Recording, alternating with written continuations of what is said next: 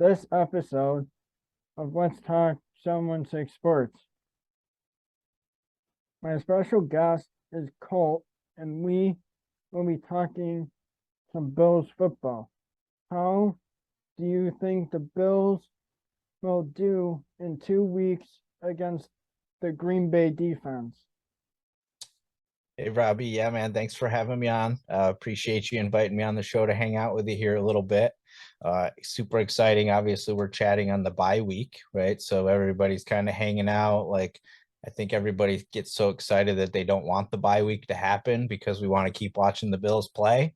But this week they get some rest. And then we're going to go up against Green Bay, who I think probably if you thought about it at the beginning of the season, a lot of people would have thought this would be like a pretty heavy matchup, right? With a really good Green Bay football team and a good Buffalo Bills football team. But here recently, we've seen not a great Green Bay football team, right? So it's going to be interesting to see. The Bills are obviously coming in, functioning very well into the bye, coming off that nice win against Kansas City last week. But earlier in the season, I would have been a little more frightened than I am about this game now. But coming out of the bye, seeing a dinged up Aaron Rodgers and a very good Buffalo Bills defense, I'm anticipating that we're going to come out rolling, and Green Bay should be scared about coming into Buffalo to play in 2 weeks. What do you think? Um, I think that the Bills should beat Green Bay in 2 weeks because um our defense is good, and um we have Josh Allen, and um did you see Josh Allen's hurdle last week against Kansas City?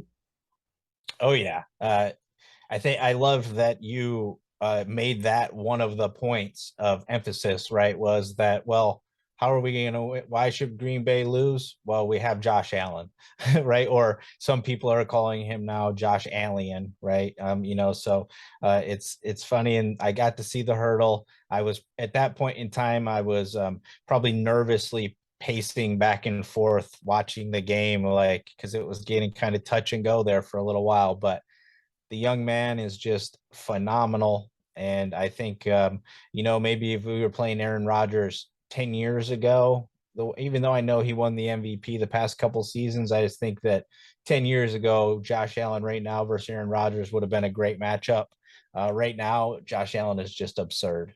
How do you think Ken Dorsey is doing as the offensive coordinator? Yeah, I think a lot of the Bills fans have kind of been a little back and forth on this one. It appears like there's some questionable things happening at times and stuff like that. But for me, I think they kind of said it best last week, or Tony Romo said it best when he was like, the Bills offense only really stalls when they do it to themselves. But I think that actually Ken Dorsey's done a bang up job, and actually I think he's better than Brian Dable was. That might not be the favorite opinion amongst all Bills fans currently, but I think Ken Dorsey's doing a very nice job. I think it's nice to have a quarterback, up there that's, played the game, done it at a high level. I think he's doing a good job. How about you? I seen Ken Dorsey as as a good coordinator for the quarterback position because of Josh Allen talking him up to the coach. Yeah, I think when your quarterback likes you, that always bodes well for you as the coordinator, right? Especially when your quarterback is Josh Allen.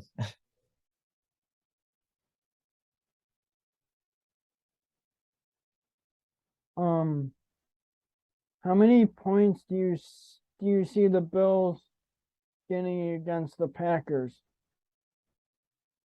Yeah, so this is always something that I struggle with each week when on my show, is like when I put out my score prediction, I'm like, what's it going to be? What's it going to look like? But since we're 2 weeks out, it's even harder. I think the Bills, I mean, we just watched the Jets. I had to go back here and look, but the Jets just put up 27 points against Green Bay, right? And that was in Green Bay. This is going to be the Bills at home, out of the bye. That Green Bay defense, I think, is a good defense, but when they're on the field a lot, like they currently are, they've been getting exposed. And I think the Buffalo Bills are going to probably expose them.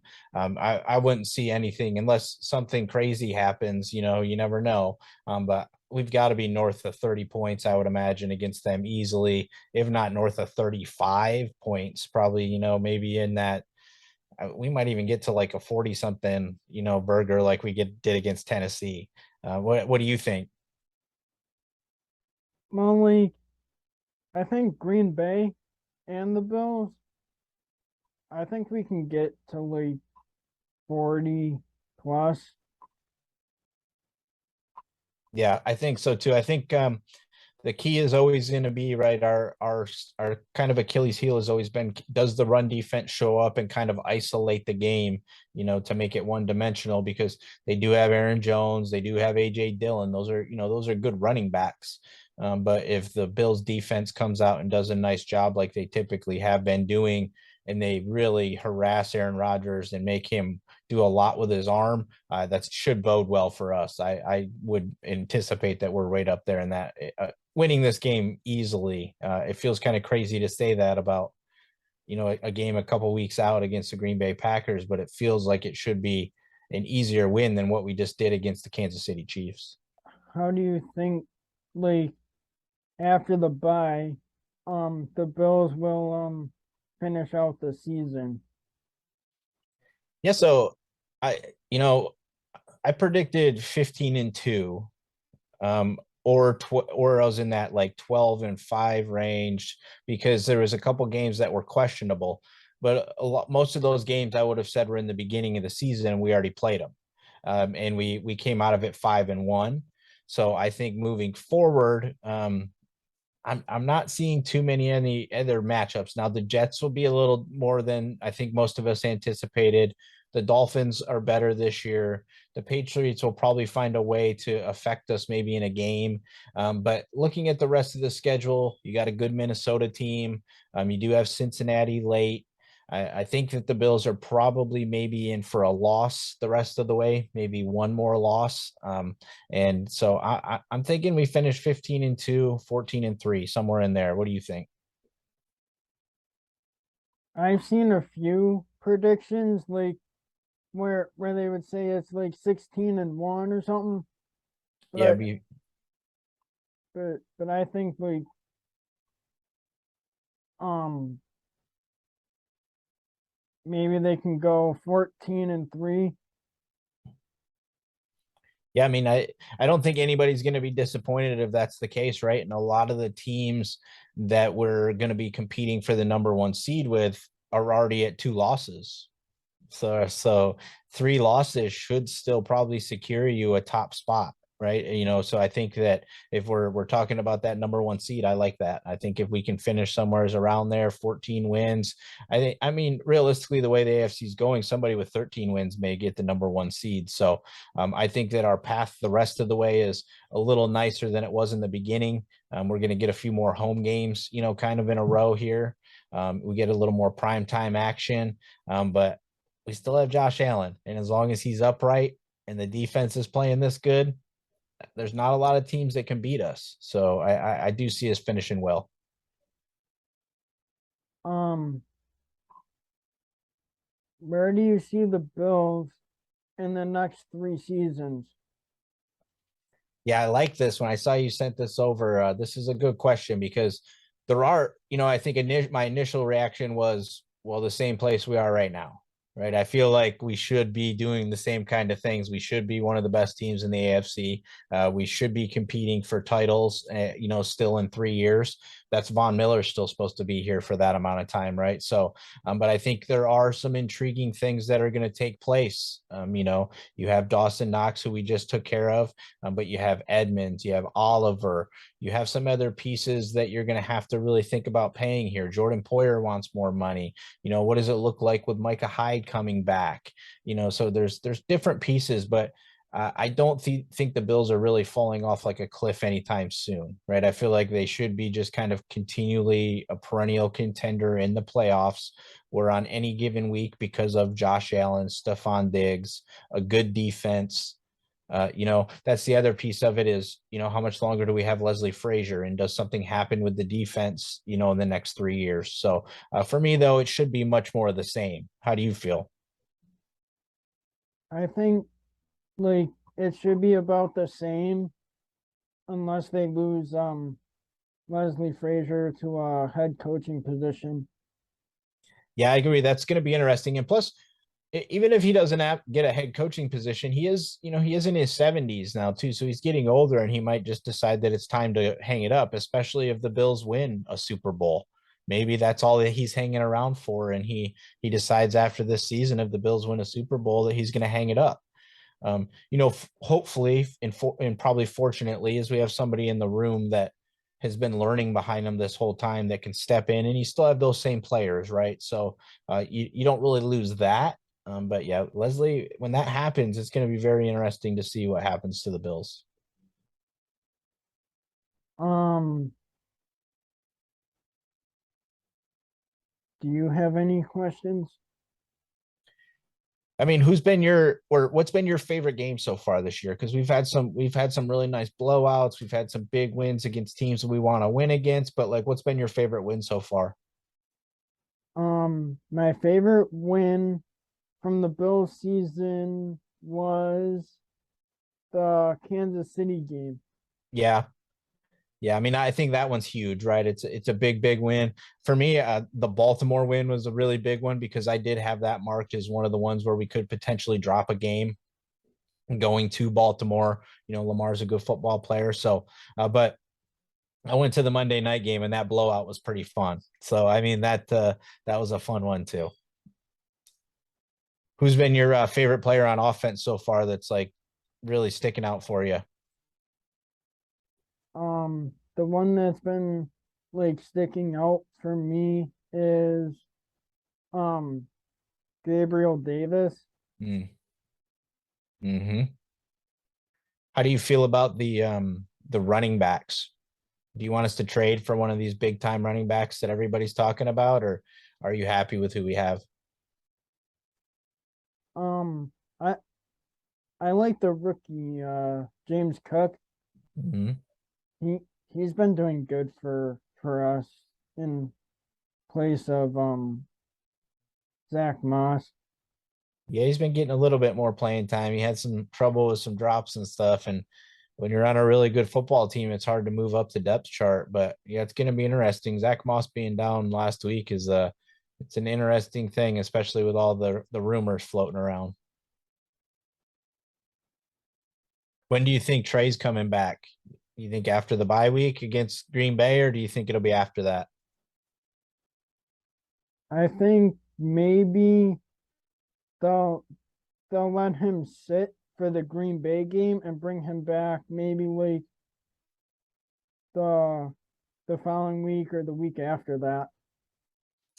Yeah, I agree. I agree with you. I was saying all offseason, I didn't think it would be until at least Green Bay, right? And then the team played, we won 5 games. So I think there's reason to believe that you could roll out the defense out there right now against Green Bay, and you let Trey just get another week of practice and just let him keep going. So yeah, I think you might be right there too. I think it'd be right after Green Bay. They have to make the decision what they're going to do, though. How many days do they have to You know, activate him? yeah. So when they bring him off the list, it's 21 days. So in 21 days, when when they say that he's no longer on the physically unable to participate list, he has 21 days.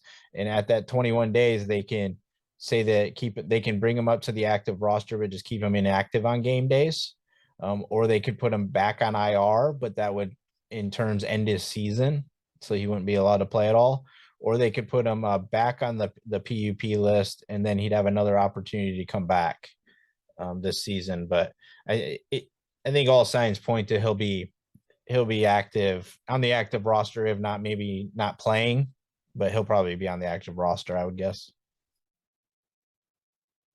Yeah, I mean, like after tearing his one muscle that he Yeah, the ACL. Yep. Well, and plus when he comes back, like who do you sit down? Because Dane Jackson's played good. You've had Benford who's played good, and you've had Elam that's played good. So which one of those guys are you setting down when Trey comes back? it could be maybe one of the rookie players. Yeah, I would imagine Dane Jackson's gonna get first crack at being the number two, right? He was the number two for us last year. I would think that he would get first shot at it as well. But and he's looked good. He hasn't done anything to make me think that he can't do it. Right? Elam's looked good too, but I think we've seen McDermott be comfortable and sticking with the guys that have been around the team a little longer and putting them out there before he puts somebody else out there. See Levi Wallace, right? He kept him around for a while. So, Yeah, no, he's in Pittsburgh. yep, yep. And he's probably wishing he chose to stay in Buffalo. Cool. You got anything else? Um, in 2 weeks, what is your score prediction? It's real early, but I'm gonna go. Let's go with a 41-9. We don't give up any touchdowns.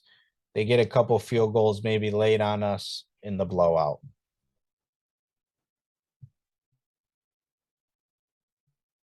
What do you think? I'd say like um 35 to 20 because they Okay. missed the extra point. All right. I like it. 35-20. It's a good call. We will see what happens in 2 weeks. Um, what days do you do your shows? Yeah, so I am live the Buffalo Nerd Sports Podcast Thursdays at 8 p.m. over, and that's 8 p.m. Eastern over on the Buffalo Rumblings YouTube channel. And then if you don't happen to catch the live show on Thursdays, you can catch it in the podcast form Friday at 1 o'clock. That's 1 o'clock prime time. Pacific time for me. That's 4 Eastern for you guys, and it comes out as the podcast on that day. Thank you for tuning in or listening to this episode of Let's Talk Someone Six Sports. Thank you to my special guest, Colt, and Go Bills. Go Bills.